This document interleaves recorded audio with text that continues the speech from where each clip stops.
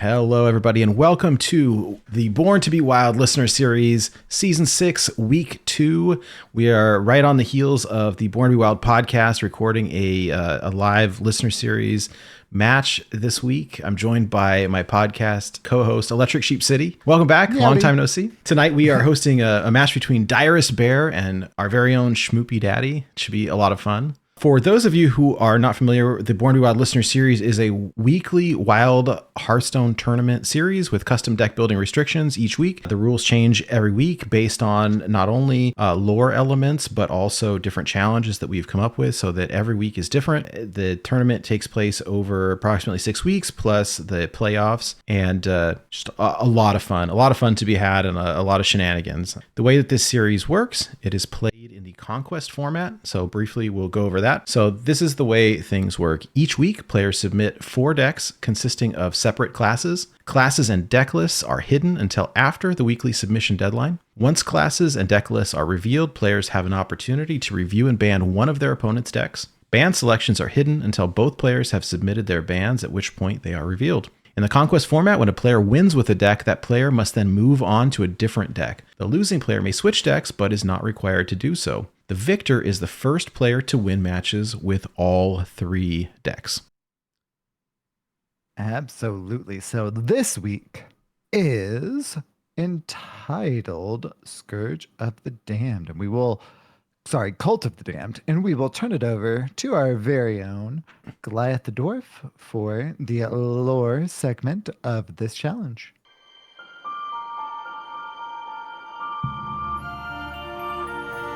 As he amassed his army of undead forces, the Lich King called to powerful beings across the world to travel to Icecrown and serve him. Among those to answer the call was the Arch Mage Kel'Thuzad, who formed the Cult of the Damned to train necromancers and spread the Plague of Undeath. So consistent with our lore element, the primary challenge for this week is that each deck must play at least 10 minions that summon other minions via Battlecry, Deathrattle, or other means. The secondary challenge is that each deck must include 6 cards that generate a spell. Other rules are that each player must bring 1 mage deck. It cannot be banned. And of course, our season-long challenge is the SCOURGE Grows. Each deck must contain a minimum of 5 undead cards. Last week that was 4.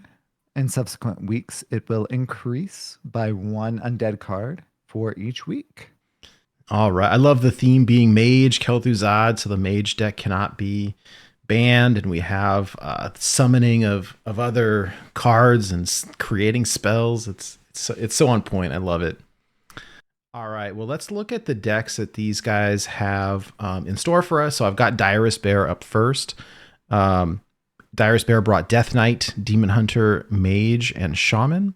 And SchmoopieDaddy has banned the Death Knight deck. So looking quickly at these, the Demon Hunter, it looks like there's a Deathrattle theme going on. I do see N'Zoth, God of the Deep, and N'Zoth, the Corruptor. And so this is kind of a Menagerie style deck here. Scrapyard Colossus, Coilfang Warlord. Like there's some heavy hitters in this deck. This looks pretty fun. And we see on the lower end Razorboar, Fell Rattler, like some of the old school standard like Deathrattle Demon Hunter at the time. So this looks pretty fun. Looking at the mage list over here, I see double Yogg-Saron, which is very exciting to me, especially that this cannot be banned. So we've got some casino action in store for you tonight. So Yogg-Saron Hope's End, Yogg-Saron Master of Fate, and Puzzle Box of Yogg-Saron, just to spice things up a little bit. It should be pretty fun, with a bunch of random spell generation stuff with Babbling Book. There's Primordial Glyph, Runed Orb, a bunch of other things, right? This should be pretty fun. Sludge Belcher, there's a card that I have not seen in a long time. And finally, looking at the Shaman list over here, What is it? Looks like there's some totem synergy here, right? So I've got the amalgam. So I've got Mistake, Totemic Evidence, Amalgam of the Deep, some more amalgams. I've got the Chisel, Primal Fin Totem, Grand Totem Eyesore, Party Favor Totem, Tuskar Totemic, like the Stone Right. So this is a totem shaman. Yeah, totem shaman, and of course, is not an even totem shaman, so they are not limited through things like, or for things like totem Goliath, and of course, Nerubar Vizier, which can discover a spell from the shaman class. All right, well, let's check out SchmoopieDaddy's decks as well. Let me pull these up real quick. SchmoopieDaddy has brought Mage, Death Knight, Shaman, and Paladin, and DirestBear has banned the Shutterwalk Shaman list. Absolutely. So, Schmoopie's mage is kind of a hero power mage. So we've got Janalai the Dragon Hawk at Spicy. the top end. Oh yeah, love it. And Mordresh Fire Eye, as well as things like Reckless Apprentice to have those additional hero power synergies. On the lower end, we've got Evocation, Iron Deep Trog, and of course, Wildfire for those additional hero power synergies for SchmoopieDaddy's Mage.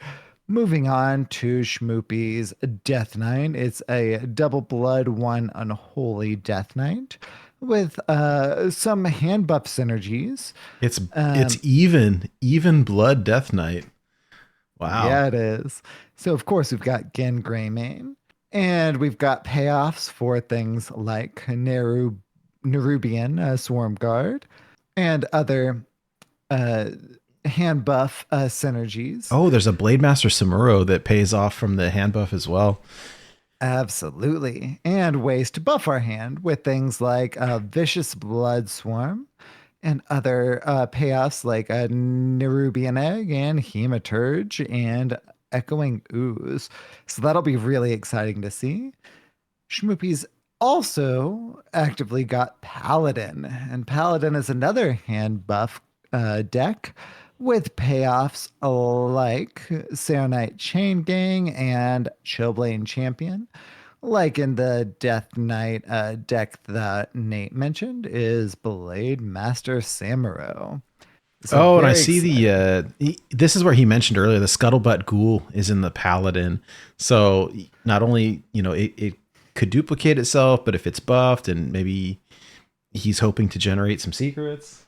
Yeah, randomly. So hoping to generate some secrets randomly in order to get those that hero power off to duplicate that card.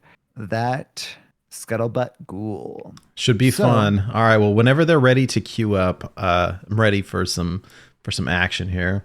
We should be in for a good time. I think we've got two solid competitors here, and this should be a really fun match to cast. And I'm so excited to see just the kind of random factor. By the way, SchmoopieDaddy made it last season, right? All the way to the finals, right? Yeah, all the way to the finals against Dr. BOMD, who ended up taking the win of the finals and the win of the season.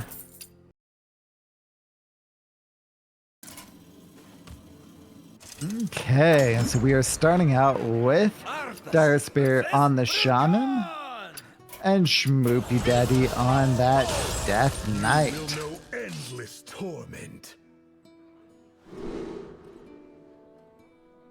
So DirestBear with the Eyesore in hand.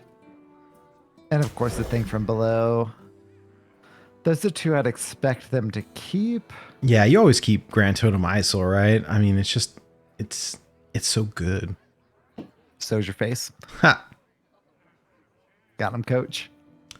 I really am interested to see this even Death Knight, because we're so used to seeing even Unholy Death Knight that seeing other iterations of it is always kind of fun. And so seeing a blood version of it, I think will be pretty interesting. No Muncher is a crazy good card. And getting like a buffed Gnome Muncher Turned our curse Oh, into our is glorious. going to be just so difficult to get around, right? Absolutely. So DirestBear electing to keep the Eyesore and nothing else in their opening hand. And Shmoopie, of course, starting out with that hero power attack and pass, seeing as he is running that even Death Knight and going first.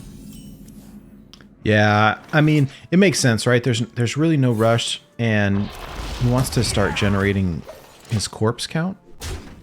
Yep. Exactly why we also see that hero power pass on turn 2 from Shmoopie as well. Of course, both times he also attacked face because that Face is the place.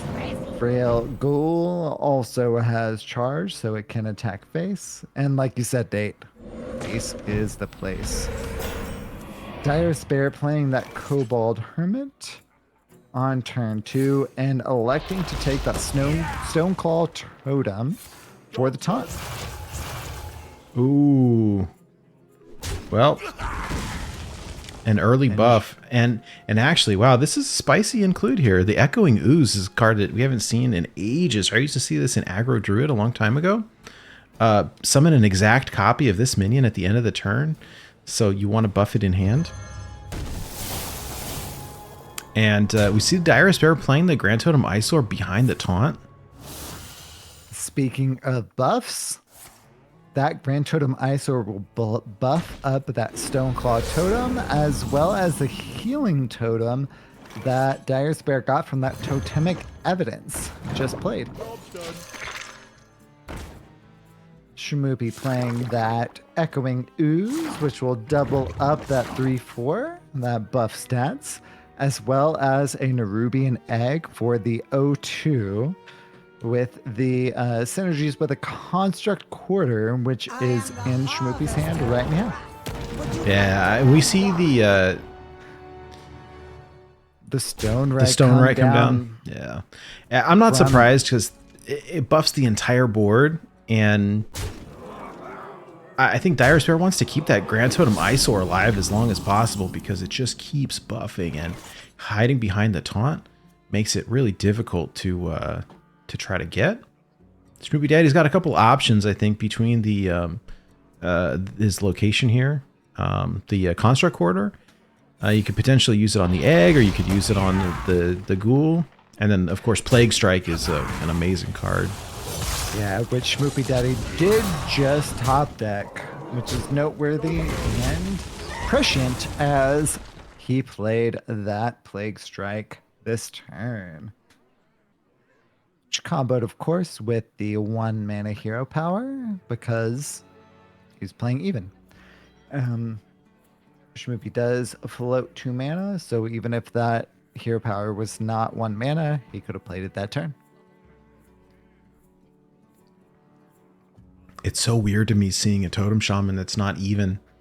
And that's why, the listener series is so different from Wild Ladder. It's just kind of one of the things that we aim to do, but really seeing some spice tonight. That is a 6/5 Amalgam of the Deep. Heck yes, it is. Wow. That is quite a board. DirestBear able to take control of the board, make value trades, and maintain their board. SchmoopieDaddy playing that location this turn, as well as hero powering rather than playing out the sketchy stranger.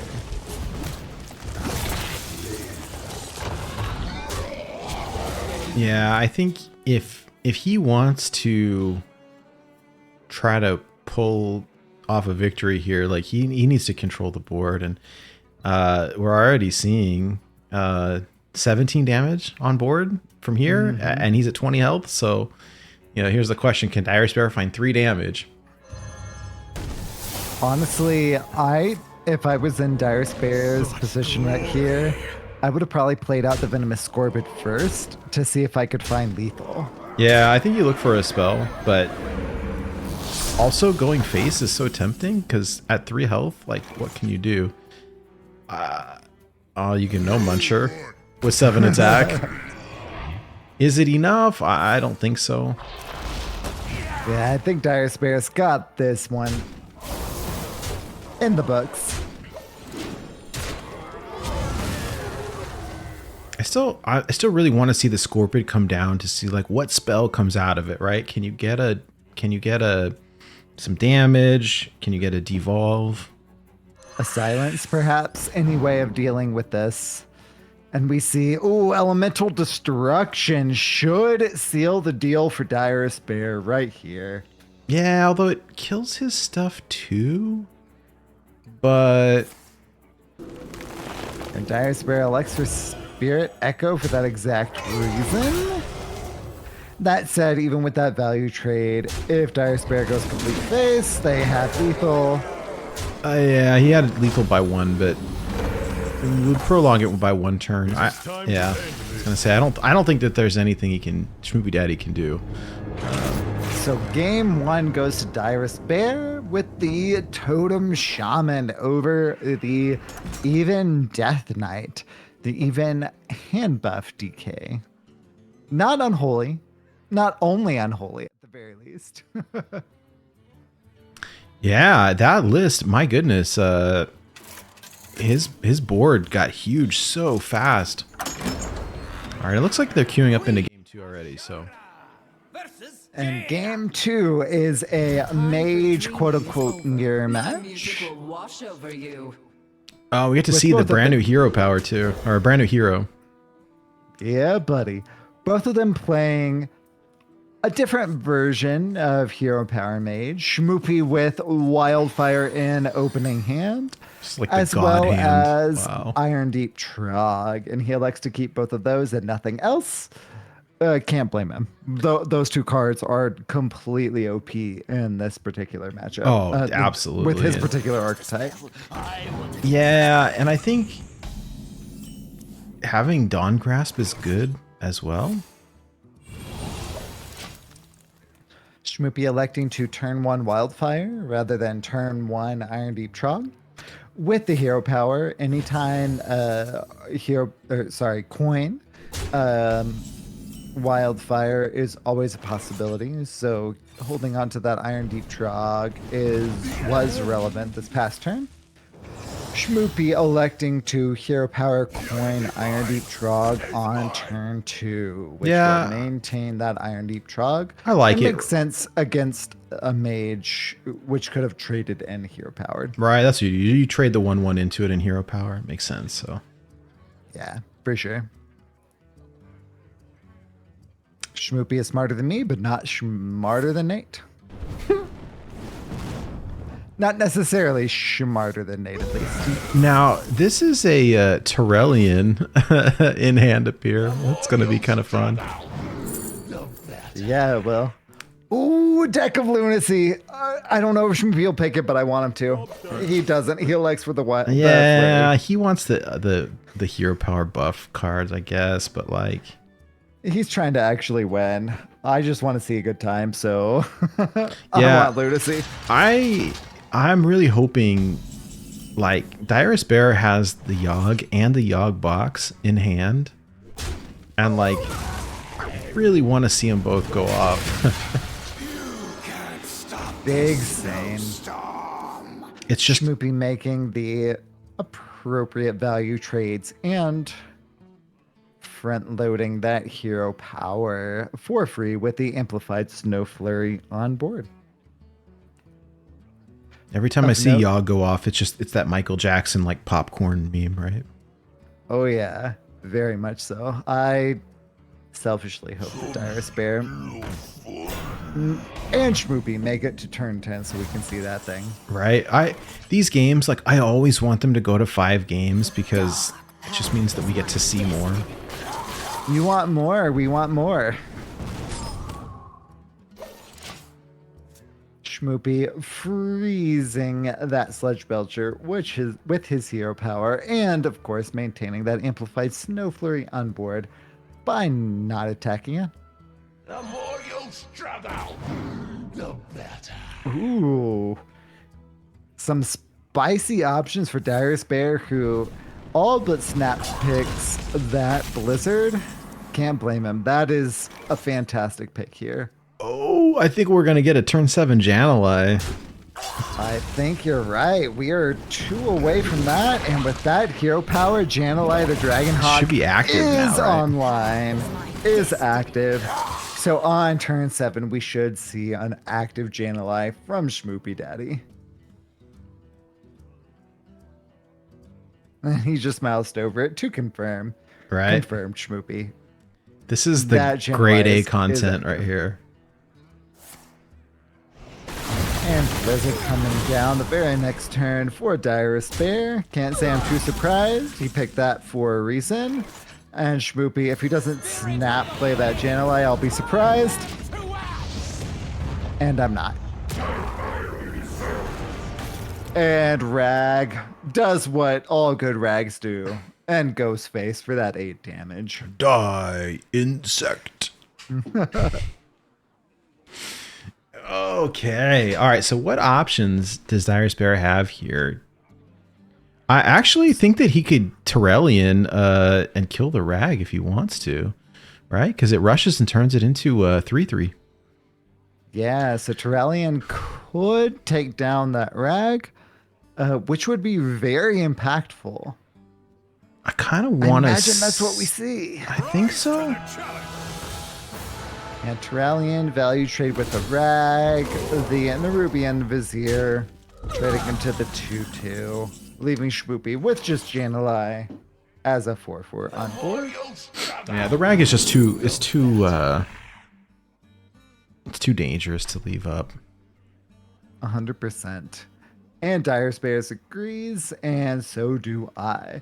Schmoopie plays the Nerubian Vizier and discovers Grand Finale, which of course, since DirestBear took out one of Schmoopie's undeads, is now discounted to 6 mana, and he goes face for 4 with Jan'alai.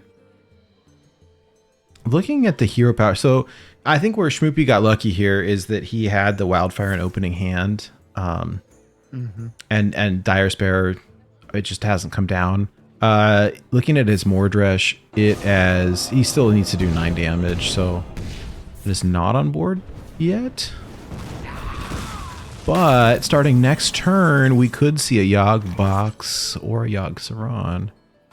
And Schmoopie, of course, electing for Magister Drawn Grasp, which is guaranteed to replay, of course, Ice Block, but also Wildfire, which will further upgrade the hero power alongside the Magister Dawn Grasp upgrade, and Schmoopie going face with both the hero power and the Nerubian Vizier already on board. Yeah, hero power doing 4 now, so like, wow. And Schmoopie setting DirestBear to 10, while Schmoopie himself with the armor is at 28 health.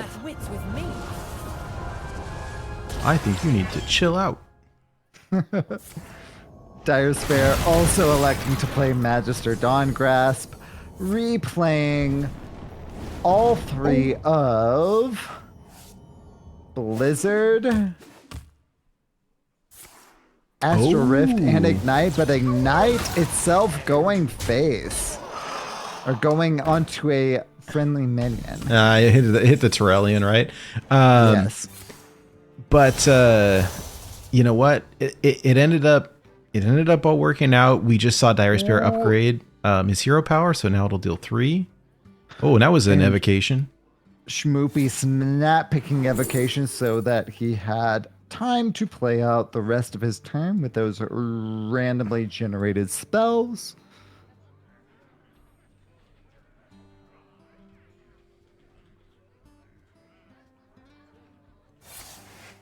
And that fire sale is being shuffled into deck so that it is being able to be replayed shortly thereafter, as well as a rolling fireball being played to contest the board.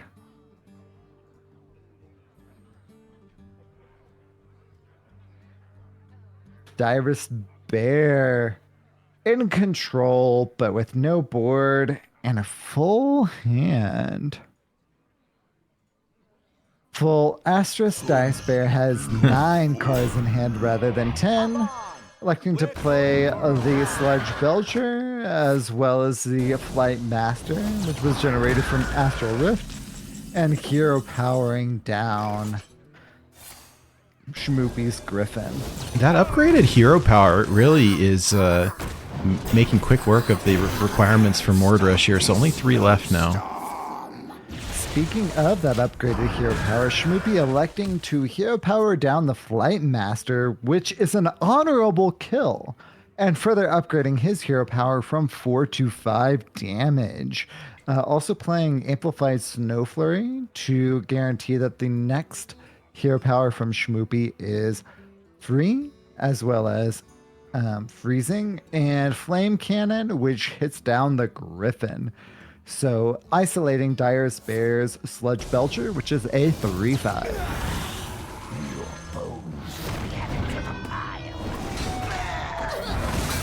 That's a Mordresh. Yeah, DirestBear here powering down the Amplified Snow Flurry, and then Mordreshing down the rest of Schmoopie's board. Schmoopie hitting face with the Frozen Touch, and then grand finaleing for 6 and doing the second half of the Frozen Touch to set DirestBear to 4. Oh, it's time for a Yogg or a Yogg box.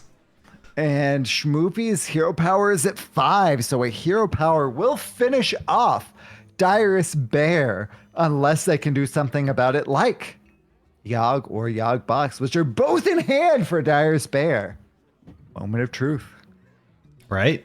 I mean, he needs like life gain is the only way to survive at this point, right?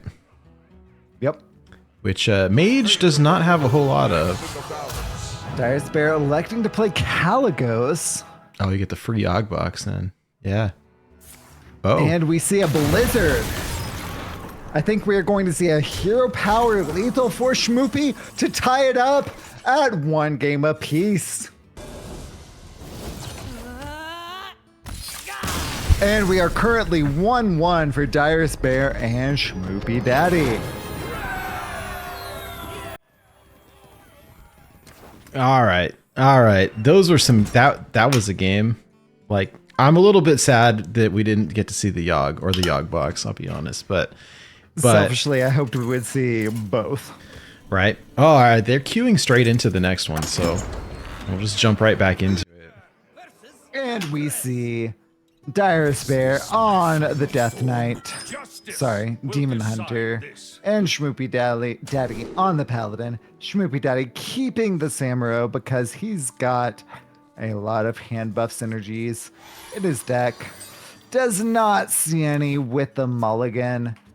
DirestBear not seeing a whole lot to play early, but of course they're playing Demon Hunter, so he can go face. Yeah, I do really like this Demon Hunter deck. I played a lot of it when it was back in Standard, the Deathrattle version, and it's got kind of a menagerie build to it. So playing the new Zoth, it's pretty fun. Oh, and speaking of which, DirestBear has Blackthorn in hand, so assuming that we make it to turn 7 here, that'll be a pretty spicy turn. And Schmoopie electing to play that Grime Street Outfitter on turn 2 to further buff that hand, and Blade Master Samuro is now a 2/7. And of course, Chillblade Champion being a 4/3. Highly relevant in this matchup.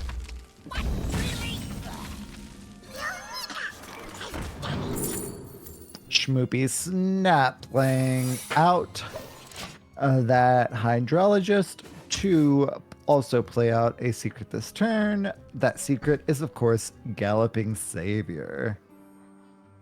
We'll see if we see Horsies this turn. Or this game, rather.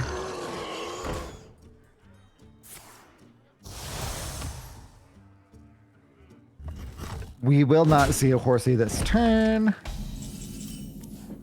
DirestBear electing to play out a Razor Boar and Hero Power attack into the Hydrologist with his Hero Power.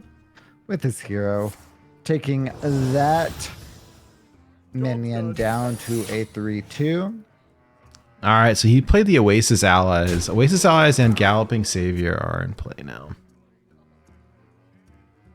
I imagine we will see that Oasis Allies come to play this turn with the minion attack into the 3/3, which is appropriate. However, generating a 3/6 instead of a 3/3. That 3/6, of course, will freeze. You know, something... DirestBear also electing to play out the Burning Blade Acolyte. Yep. It's something very interesting since the last time we saw Nuzoth in Standard was that we now have Undead as a tribe. So Nuzoth will bring back Undead as well, which is pretty fun since we've got like Stalin and Stalag and Fugan in this deck. And Schmoopie electing to play out the Serenite Chain Gang and go face 4/6, which also freezes the base, which is highly relevant against Demon Hunter in particular. Pleasure doing business.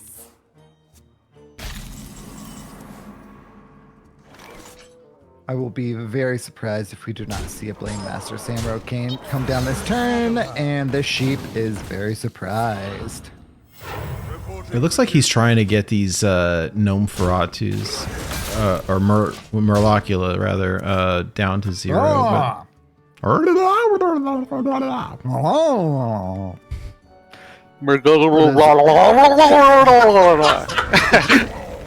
And of course, on turn 7, we see DirestBear play out the Death Speaker Blackfin on curve.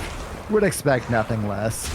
However, that does infuse Murlocula, both of them, in hand for SchmoopieDaddy. What a turn, though! My goodness, that's an upgrade. Like that board is pretty strong.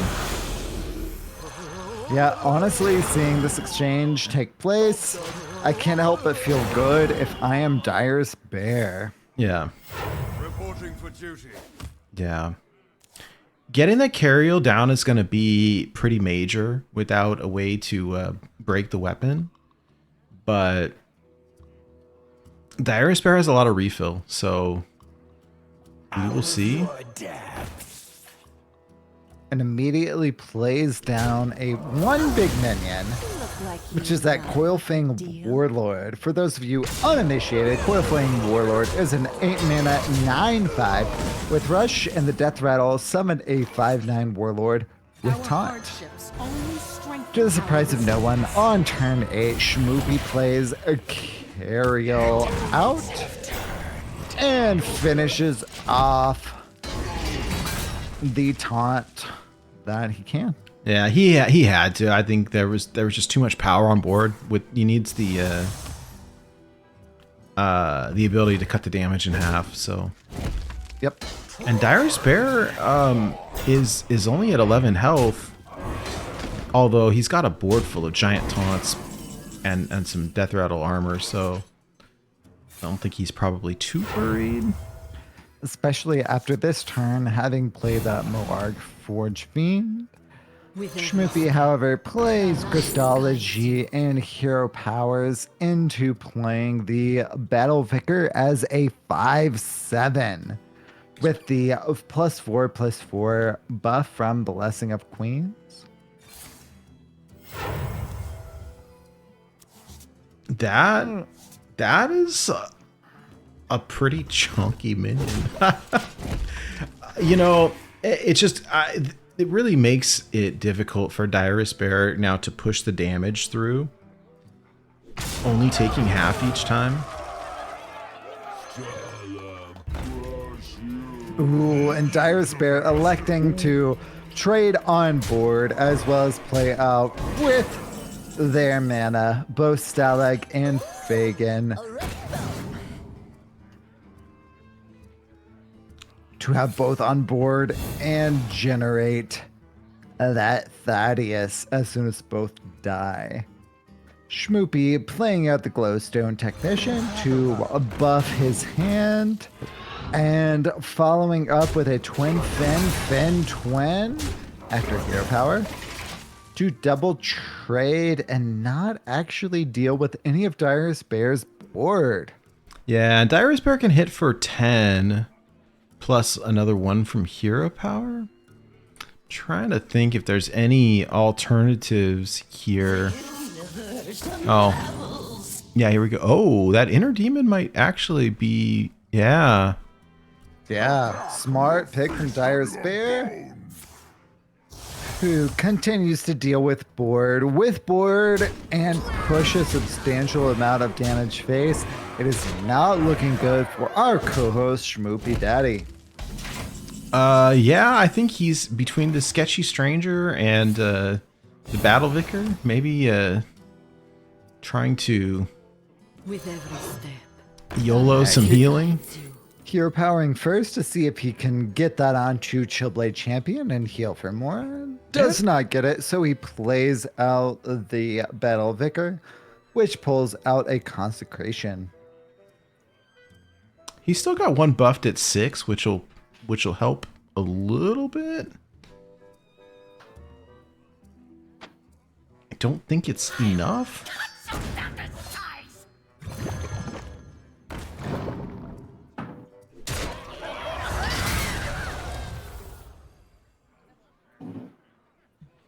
I mean, it's not lethal, right? So 17 on board, divided in half.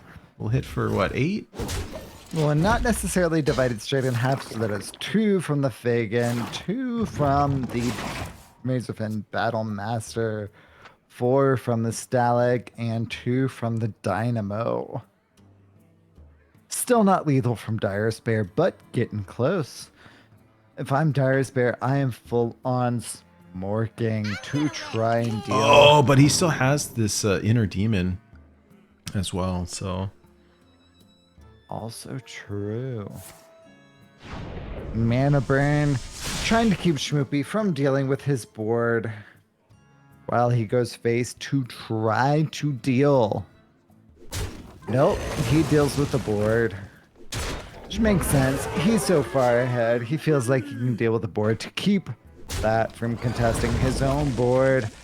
Yeah, he's respecting the board, and I have to give respect to that, actually. I think that... Yep. You know, you got to be careful about getting overconfident or, you know, with this hand buff stuff. You don't want anything to get out of control.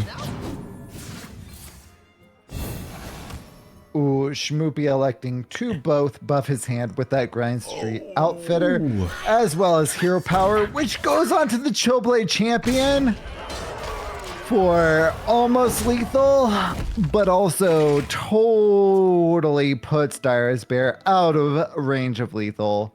I think we see the N'Zoth play because of all the taunts that it'll bring back. I think he's going to have to kill off as many minions as he can into the Chillwind and then drop the N'Zoth to get the taunts and hope it's enough. He doesn't have caster vision to know that this Consecration is going to go over the top, but... Yeah, unless he especially can with this Fagin generating Thaddeus, he knows that he's going to get an 11-11. We have caster vision. We know that Consecration will seal the deal. DirestBear does not. Look at this old school Thaddeus. Old school Thaddeus and old school N'Zoth to set up a huge board. SchmoopieDaddy, however, snap throwing out Consecration for the win. What a game. What a game. That was way closer than it will look in the box score. Yeah, that was pretty incredible, I have to say. When you think about it, thinking about thinking is the hardest type of thinking about thinking there is, which makes you thinks. So, wiser words have never been spoken. So Schmoopie replaying that even Death Knight. DirestBear on that mage. I like both of these decks. Hand buff Death Knight is something that we don't see very often. A lot of times we see the blood decks going for the more greedy and less of the hand buff. I'm always interested to see how this plays out. And we will see if that trend continues with the next expansion, TM. I'm really praying that we see a Yogg this game. I think we were so close last time, but it was not to be. We almost saw it. We almost did. These are great games so far, though. I'm very grateful to be able to cast these. It's a lot of fun. Hard agree. And DirestBear with the hard decision between hero powering and playing out the Ruined Orb to discover another spell.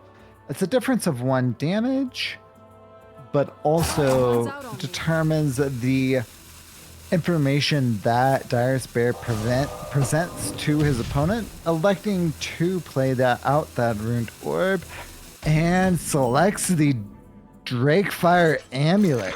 Wow. I think I would have taken the Polymorph, just knowing that there's going to be some big chonky minions and some Deathrattle stuff.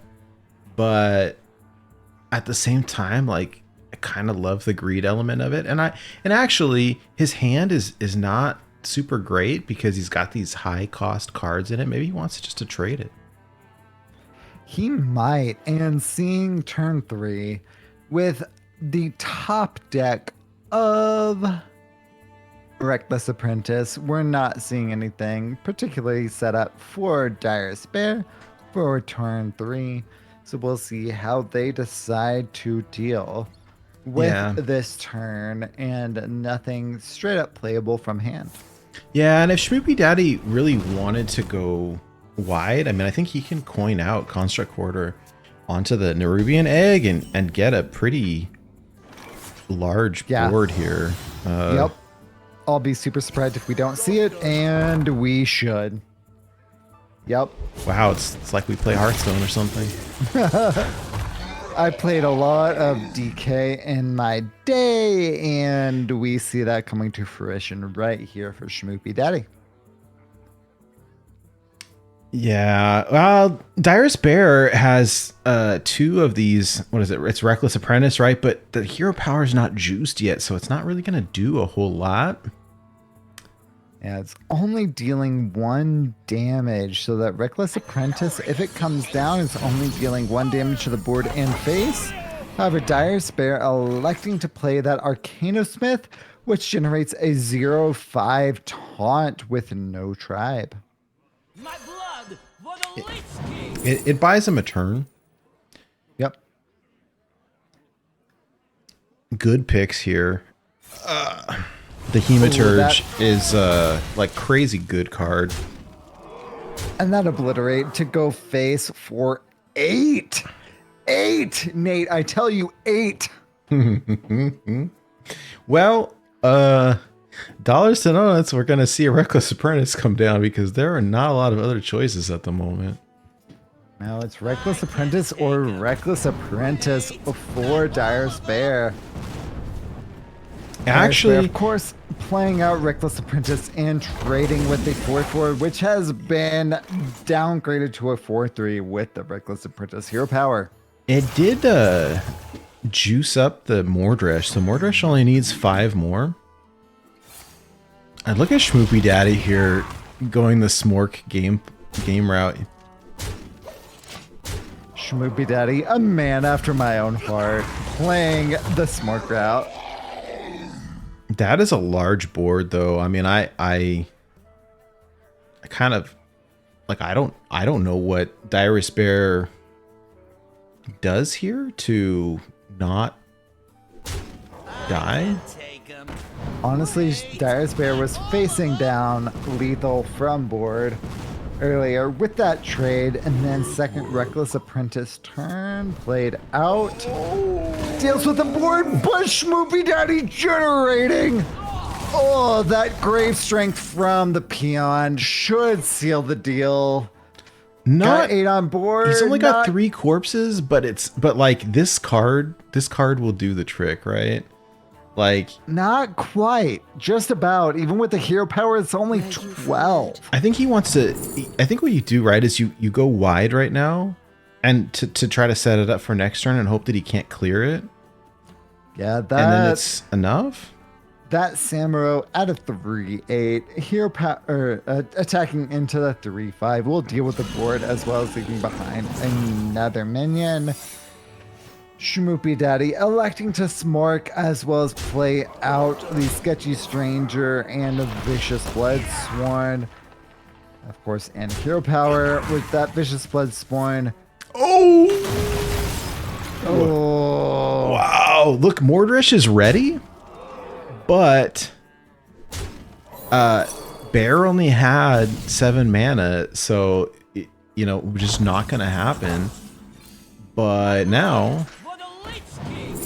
All right. SchmoopieDaddy does not need much more, even with that hero power.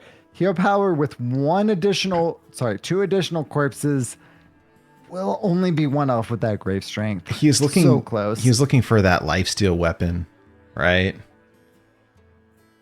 In the absence of that lifesteal weapon, I will be surprised if we don't see an asphyxiate to deal with the board. SchmoopieDaddy hero powering. Hitting face, using the location on that hero-powered minion to further deal with the board. In conjunction with that asphyxiate, he's in control of the board. His opponent's at 4. He's feeling pretty good. Oh, well, this is a Mordresh turn. Easy clap. That board is dealt with. DirestBear's opponent is set to 4. However, hero power, grave strength for Schmoopie will seal the deal. Wow, what a game. What a game. SchmoopieDaddy taking that game. And taking the lead in the series. Well, there we have it, folks. And with that, week 2 is in the books. Randomly generated grave strength for the win.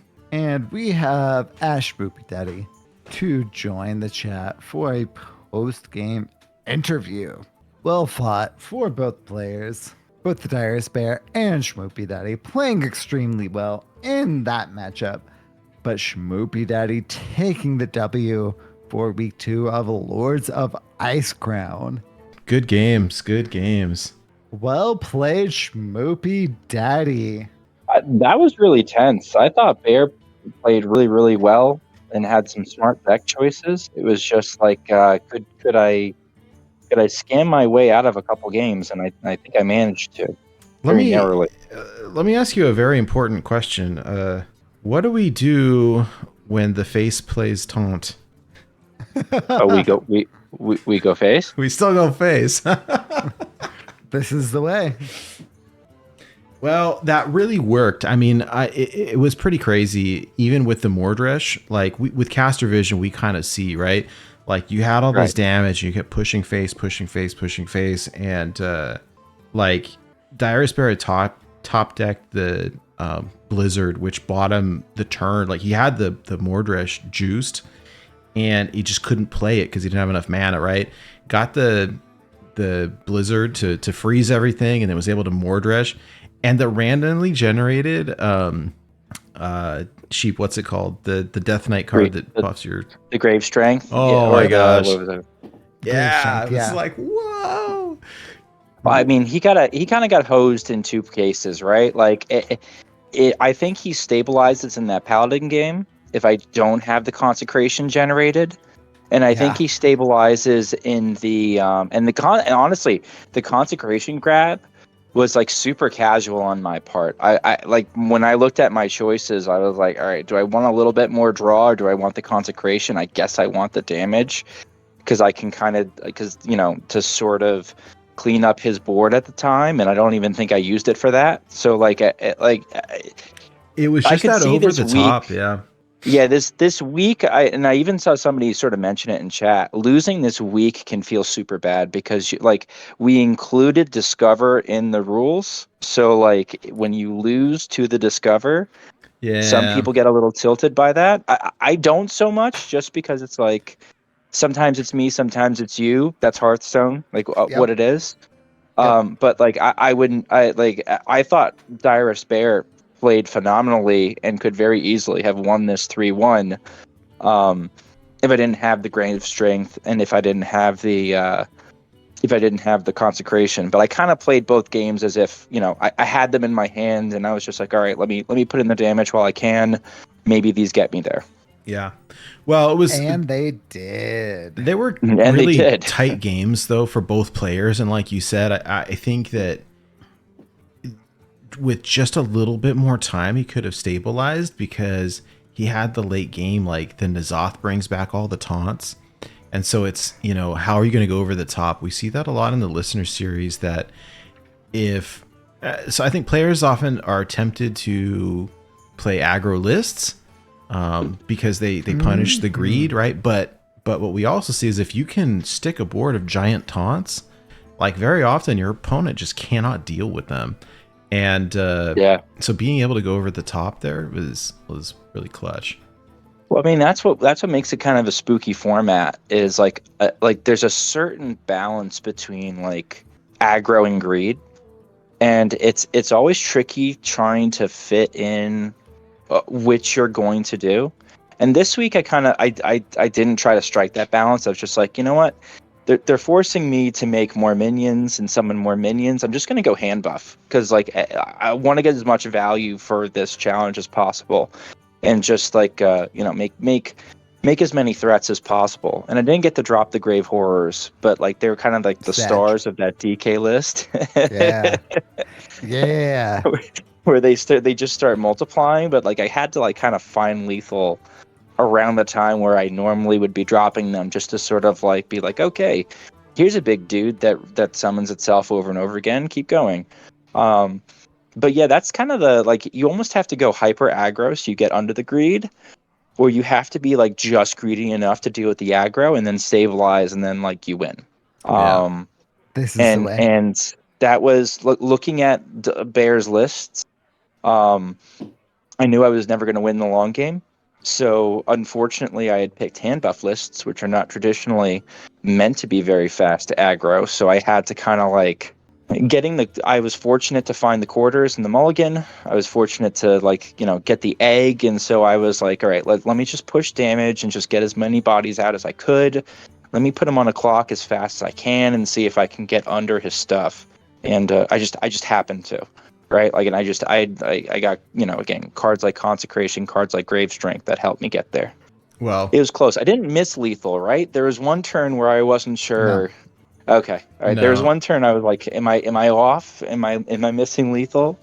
I'm always checking for lethal, and no, you did not. And I was like, all right, like pass. Let me play some 2-drops and ping face and get me one turn closer and go from there. You could have set him down to single digits, but not quite sealed the deal. And you chose to play to board, which ended up with your W. So well played, SchmoopieDaddy. Yeah. I figured I could kind of feel he had the Mordrish in the last game too. Just based on how aggressive he was with the apprentices. Mm-hmm. He kept pushing face with the apprentices, which made me think he was like, all right, well, he's now got a lot of reach in his list, and I've got Mordrish I'm going to clear. So that kind of like gave me some spookies too. You'll have to watch the matches back later, but like he also didn't his whole hand cost like 8 or whatever, and like Reckless Apprentice was not the optimal play, but it was like the only play. Yeah, 100%. And 8 is more than 2. Yeah. Well, I mean, again, if you look at the two of our lists, that's one of the reasons why I've almost gone a lot smaller in this competition. I hate losing with cards in my hand that I can't play.